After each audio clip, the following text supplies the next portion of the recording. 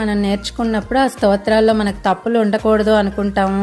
తప్పు పలికితే ఏమవుతాదో అనుకుంటాం కదా, ఆ భయం కొంత ఉంటుంది. ఫస్ట్ అయితే సంకల్పం చెప్పుకొని చదివేసుకుంటున్నానండి. కమలే కమలాక్ష వల్లభే త్వాం కరుణాపుర తరంగితైరపాంగై అవలోకయమాం వకించనానాం ప్రథమం పాత్రం అకృత్రిమం దయాయః కమలాసనా పాణినా లలాటే లిఖితాం అక్షర పంక్తిమస్య జంతుః పరిమార్జయ మాత అంగ్రీనాథే ధనికద్వార నివాస దుఃఖదోక్రీం. ఇప్పుడైతే గణపతి స్తోత్రం చదువుకోవాలండి. మన గణపతి ప్రార్థన చదువుకోవాలి. వందే వందార మందారం ఇందిరానంద కందలం అమందానంద సందోహ బంధురం సింధురాననం. ధ్యాన శ్లోకం తర్వాత చదువుకోవాలండి.